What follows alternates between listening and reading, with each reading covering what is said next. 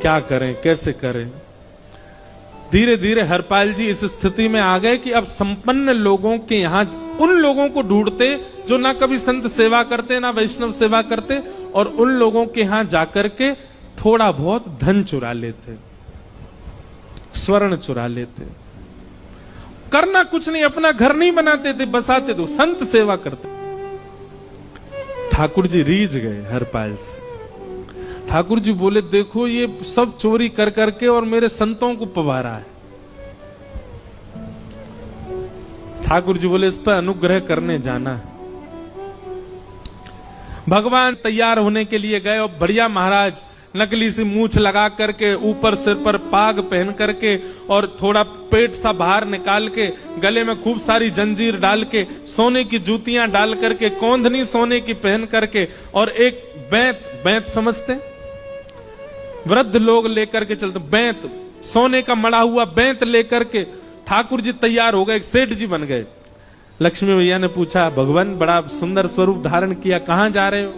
बोले, अपने एक भक्त से मिलने जा रहे हैं। रुक्मणी जी बोली, मैं भी जाऊंगी।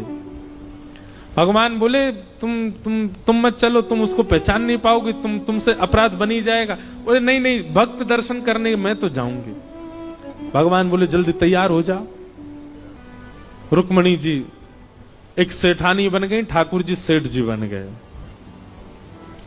और दोनों ने मन में विचार किया कि हरपाल जी को दर्शन देना है। और यहां हरपाल जी की स्थिति क्या थी? अब संत सेवा के लिए कहीं से भी धन नहीं मिल रहा था, तो हरपाल जी एक मार्ग पर जाकर के बैठ गए और सोचने लगे, कोई धनवान यहां से निकलेगा तो उसको लूट लूंगा और लूट के भाग जाऊंगा, सारा धन संत सेवा में लगा दूंगा। तभी उस मार्ग पर कोई और तो आया नहीं, ठाकुर जी सेठ बन करके आ गए। और महाराज खूब सारे गहने पहन करके, पाग बढ़िया सोने की जड़ाऊ पाग पहन करके, ऐसे वस्त्र पहन करके, और छम छम करते चलते आ रहे हैं। उन गहने ही बज रहे हैं ठाकुर जी के।